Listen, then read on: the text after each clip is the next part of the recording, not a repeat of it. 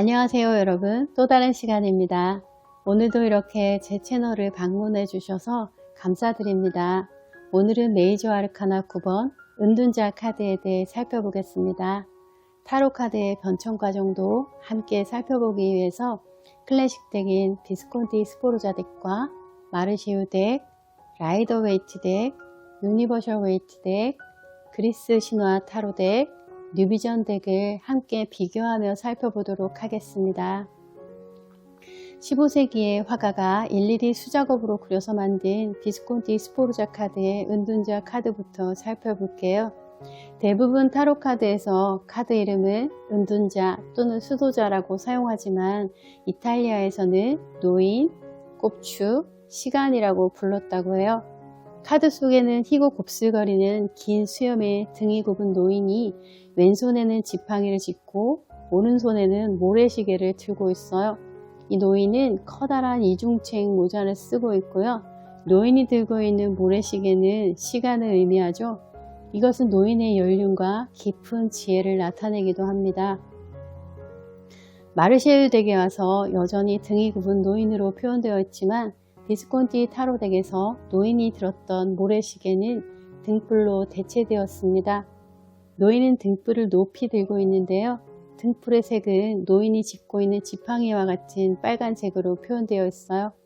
배경의 색이 밝게 표현되어 있는 것으로 보아 라이더 웨이트 카드에서처럼 밤이 아닌 낮인 것 같습니다. 그것은 아마도 자연현상인 밤을 밝히는 물리적인 빛의 작용이 아니라 내면의 빛을 의미하는 것으로 보여요. 하지만 등불이 노인의 망토에 가려져 있는 것으로 보아서 그의 망토 아래에 있는, 즉 영향력 아래에 있는 사람들에게만 등불로 길을 안내해 주려고 하는 것 같아요. 노인은 자신이 가진 지혜를 드러내지 않고 신중하게 전파하려고 하는 것 같습니다. 라이더 웨이트 덱에서는 수도승처럼 보이는 긴 수염을 가진 노인이 등불을 높이 들고 있는데요. 등불 안에는 육각별이 빛나고 있어요. 육각별은 정신과 지혜 그리고 신성과 깨달음을 나타낸다고 합니다. 육각별은 삼각형이 두 개 겹쳐진 다윗의 별을 나타내는데요. 삼각형은 양을, 역삼각형은 음을 상징하므로 양과 음의 결합을 나타냅니다. 삼각형을 두 개 겹친 이 육각별은 유대인의 상징으로 알려져 있으며 이를 다윗의 별이라고 불러요. 일부에서는 이 그림에 마법을 쫓는 신비한 초능력이 있다고 생각해서 다윗의 방패라고 하기도 하며 현재 이스라엘 국기에 사용되고 있습니다. 노인이 들고 있는 이 등불은 깊은 지혜와 깨달음으로 세상을 환하게 밝혀주는 등불을 나타낸다고 볼 수 있어요.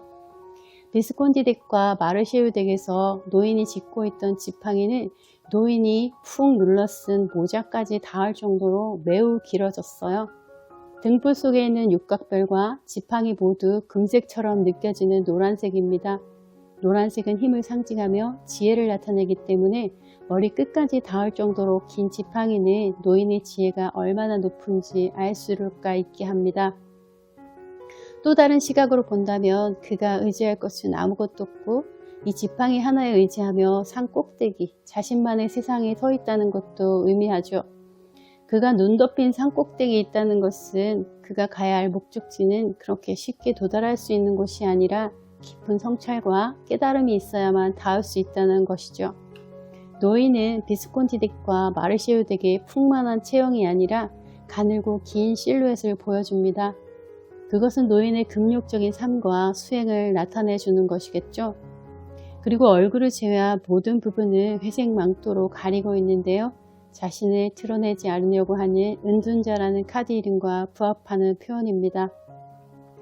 또한 비스콘티 덱과 마르쉐유 덱에서 노인의 눈높이는 정면을 향해 내다보고 있었지만 라이더 웨이트 덱 속의 노인은 고개를 숙이고 눈을 지그시 감고 있어요.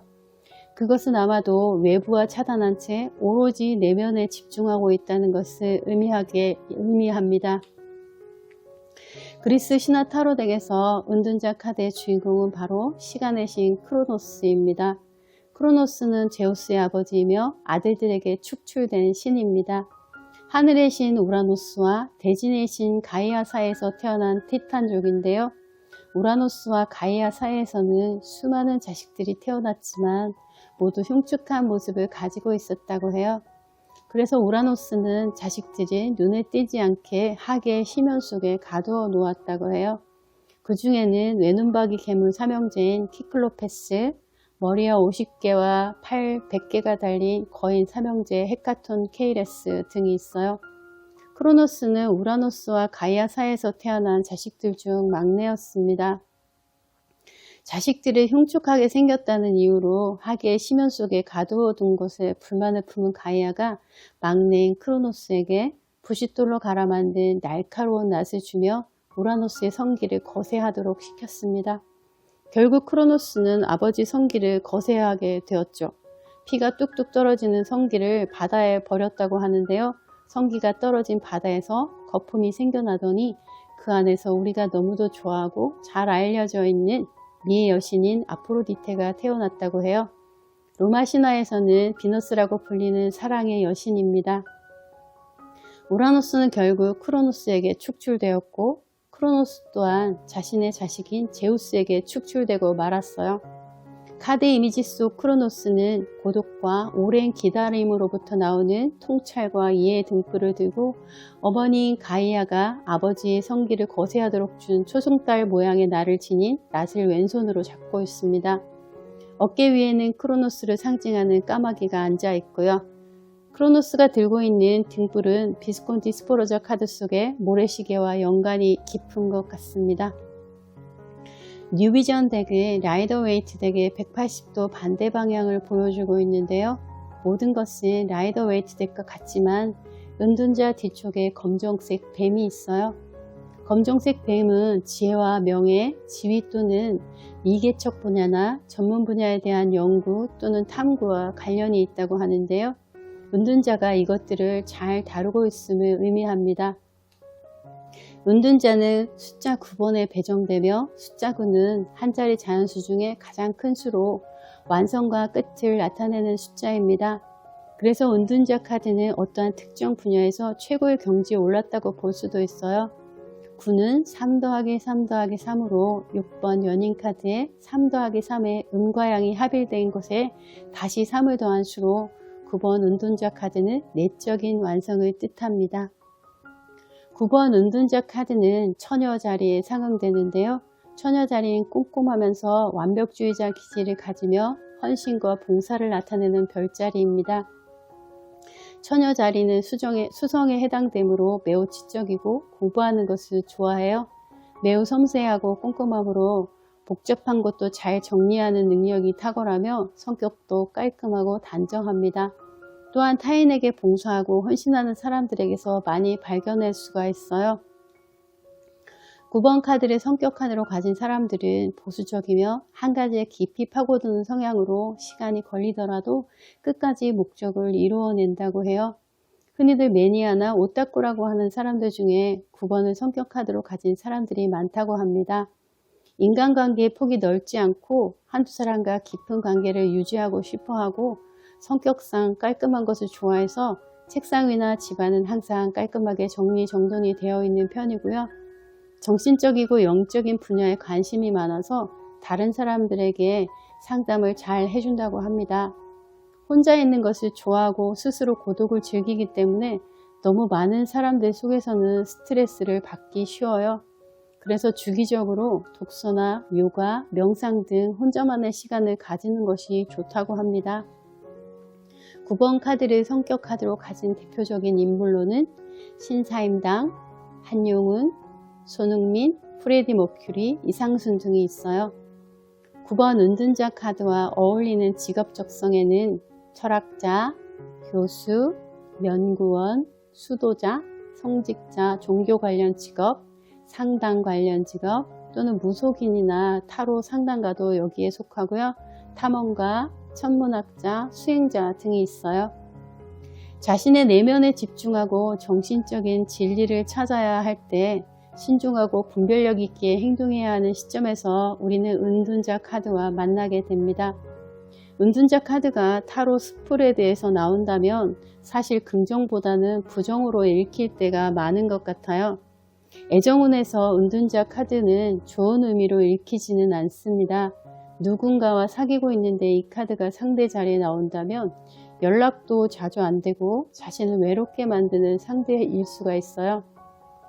연인이 생길까요? 라고 질문했는데 자신의 자리에 이 카드가 뜬다면 사실 연애에 별로 관심이 없기 때문에 연애하기 어려울 수 있거나 과거에 헤어진 연인을 막연히 기다린다거나 짝사랑을 하고 있을 때도 나오기도 해요.